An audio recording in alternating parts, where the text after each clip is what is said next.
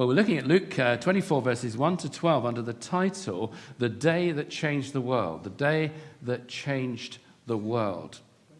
In September 1966, in the South Pacific Ocean, a fisherman, Peter Warner, noticed a small uninhabited island through his binoculars. It was the island of Atta. In 1865, almost exactly 100 years earlier, a slave ship had pulled into that island and removed its entire population, leaving it cursed and forgotten. But as Peter looked through his binoculars, he saw burnt patches on the green cliffs. Suddenly, he said, something he described as a wild creature, a boy naked with his hair down to his shoulders, leapt from one of the cliffs and swam out to him, followed by more boys, all screaming at the top of their lungs. When they reached his boat, one of the boys said in immaculate English, "My name's Stephen. There are 6 of us. We reckon we've been here 15 months. Peter radioed back and the operator said, "Stand by." And after a 20-minute delay, a very tearful radio operator came back onto the radio and said, "You found them. These boys were given up for dead. Funerals have been held. If it's them, this is a miracle." No one had noticed a small sailing boat leaving the harbor of Nuku'alofa in the small tropical kingdom of Tonga one summer evening the previous year in June 1965. The skies were fair and there was a mild breeze just ruffling the surface of the sea. This boat was crewed by 6 boys aged between 13 and 16 from a strict Catholic school in the capital. They were bored out of their minds and they were determined to escape to Fiji, which was a mere 500 miles away across open ocean. You've got to commend their confidence, haven't you?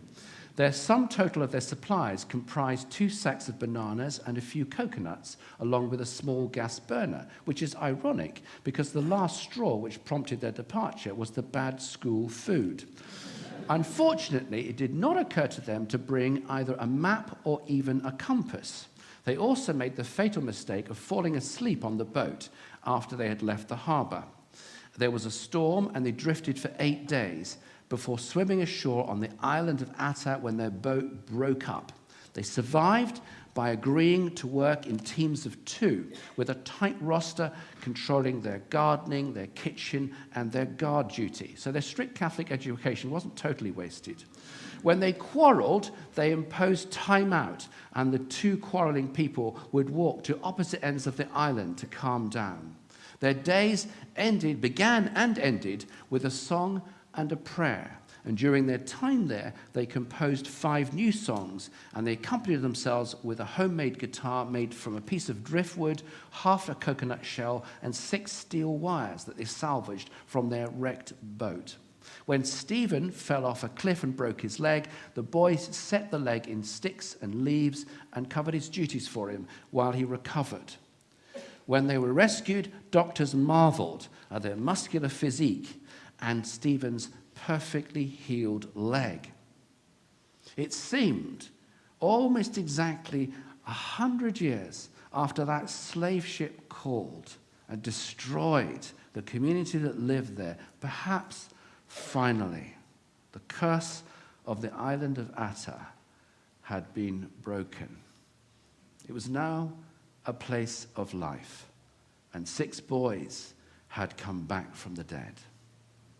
Well, today we are celebrating nothing less than, after thousands of years of human history, the curse of sin being broken by the resurrection of Jesus Christ from the dead. Not some sort of combination of events that may or may not have been caused by divine intervention, but the dramatic killing of the curse. The resurrection of Jesus Christ from the dead is the best attested supernatural event in the whole of human history, with 4 eyewitness accounts covering it from 4 different directions. And any apparent differences in the accounts are fully resolved by good scholarship. But each account of Jesus' resurrection from the dead conveys the same essential message of the resurrection, but a different spiritual emphasis for the reader and for the listener. And here, Luke's message is one of change. Hence my title, The Day That Changed the World. Previous to our passage in Luke 23, the women who'd followed Jesus from Galilee also followed his body to the tomb. So this tomb is triple marked. It is the personal tomb of Joseph and Arimathea, and we would expect him to know his own property. Secondly, it is a new tomb in an area where most of the tombs were old ones.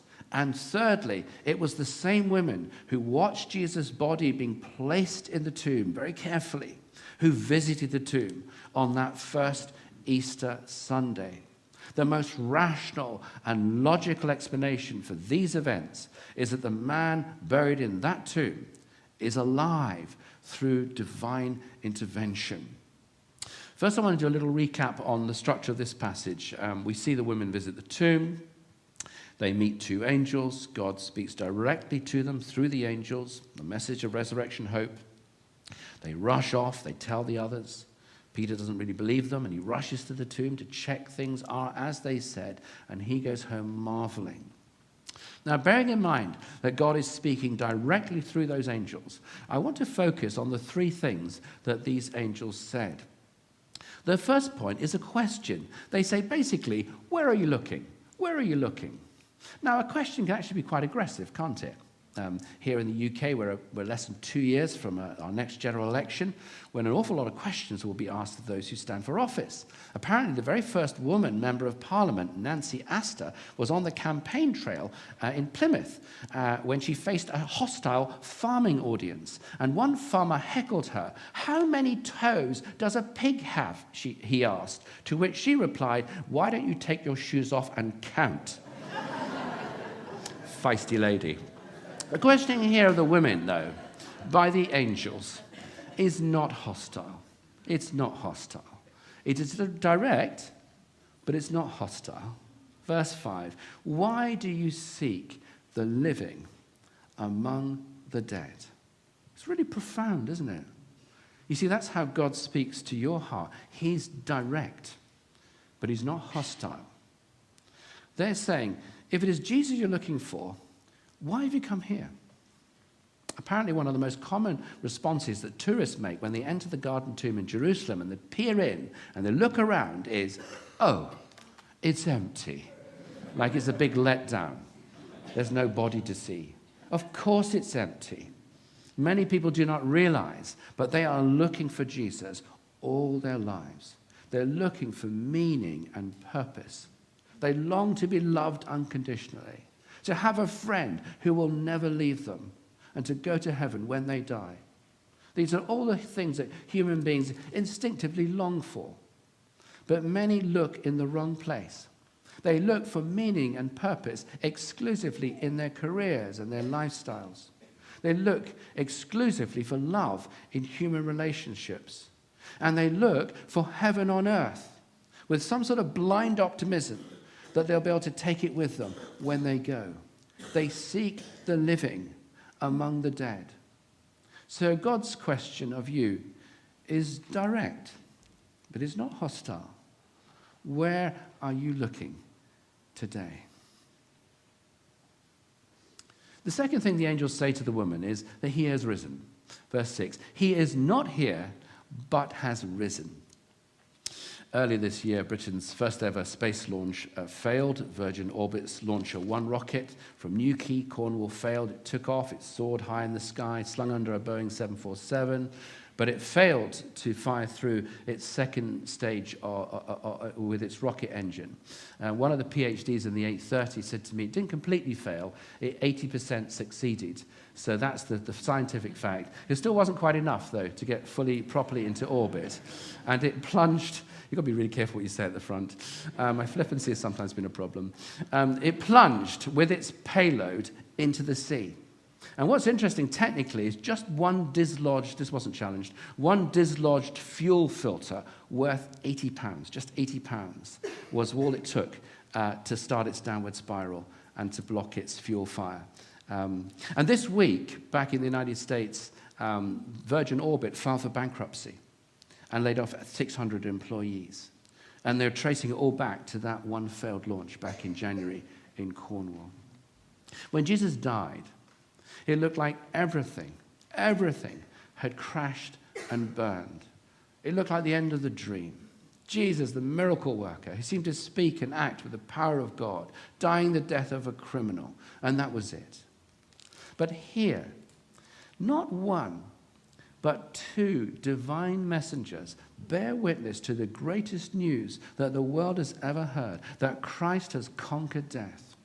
And you know what? Sometimes people struggle believing in the resurrection when they focus too much on the small-scale physicality of the resurrection. They focus too much on the humanity of Jesus and not enough on his divinity. And they start going down lots of rabbit holes, like the suggestion that somehow these women were confused and they went to the wrong tomb, which we have already discounted. But if you're struggling to believe in the resurrection, and even Christians of many years can have dark times of doubt, my recommendation is enlarge the context. Enlarge the context. Think bigger, broader, and grander than just a stone room without a body. The way to understand the resurrection is in the context of God the Father's grand plan to save the world, in which Jesus is fully divine, but he is also the obedient servant and the fulfillment of God's the Father's plan to save our lives. As the Apostle Peter puts it brilliantly in 1 Peter 3, "Blessed be the God and Father of our Lord Jesus Christ. According to his great mercy, he has caused us to be born again to a living hope through the resurrection of Jesus Christ from the dead." The grand plan of God the Father was for us to be born again. And Jesus' death and resurrection is the fulfillment of this plan. And Jesus himself constantly pointed back to the Father as the architect of our salvation, the provider for our eternity, and the starting point of our faith. John 14, verse 1, Jesus says these words, "Let not your hearts be troubled. Believe in God, believe also in me. In my Father's house are many rooms. If it were not so, would I have told you that I go to prepare a place for you? And if I go and prepare a place for you, I will come again and will take you to myself, that where I am, you may be also." So he starts with belief in God the Father. Then he points to himself. And in our passage, God sends, as I've said, not just one, but two angels to underline the truth that Christ has risen. The third point is a command. The angels say basically, remember he told you. Remember he told you. Verse 6, "Remember how he told you while he was still in Galilee that the Son of Man must be delivered into the hands of sinful men and be crucified, and on the third day rise." Suddenly everything seems to fall into place, and these women are changed. And back in verse 4, the word used to describe them is perplexed. And then in verse 5, the word used is frightened. But in verse 8, they remembered Jesus' words. And in verse 9, returning from the tomb, they told all these things to the 11 and to all the rest. They have gone from weeping to witnessing. And God is still making that change today. Rose Tagwi's husband, Matthew, was serving as a pastor near Miango in Plateau State, Nigeria, when he was searched out by Fulani militants and shot dead. She was widowed at just 27 years of age with 3 children and another on the way. But speaking to the Christian charity Release International last month about her husband's killers, she said this, quote, "Nothing will stop the gospel. I forgive them and I pray that the Lord will save their souls." What great work God has done in that courageous woman in Nigeria. How is it that God can take people from weeping to witnessing, particularly Mary Magdalene, who is mentioned in this passage by name? Mary Magdalene was the most dramatically changed of all. Mary Magdalene was described in Luke 8 as having 7 demons cast out of her by Jesus. Before being touched by the power of Christ, she was about as low as it was possible to get spiritually. She must have thought that she was beyond God's reach, too broken and too sinful for God even to bother with her, let alone to give her a place in his plan. I wonder if you feel that way today, too broken and too sinful to be touched by the resurrection power of Jesus Christ. Note Mary Magdalene and take hope. Subsequently, Mary Magdalene is listed 12 times in the Gospels, more than most apostles and more than any other woman. And she is trusted by God to be the witness to the death, the burial, and the resurrection of Jesus Christ. And here she is, a bold and credible witness to the resurrection. If Jesus in his risen power can change Mary Magdalene, he can change anyone. And those words, verse 6, remember how he told you, are a reminder to us that God has already spoken the words that we need for salvation. Christ has already died and he has already risen, that we might have life in him. And every moment that he has been alive and resurrected during our lives, he has been calling you. Maybe you recall some time, maybe years ago, being touched by the message, but you did not follow through to full surrender. Remember how he spoke then and respond now.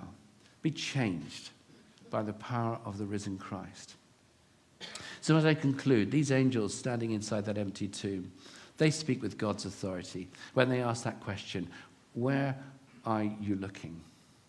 When they make that statement, he is risen.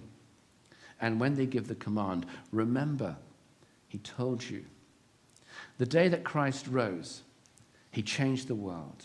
Will you allow him today, in his risen power, to change your world and change it forever?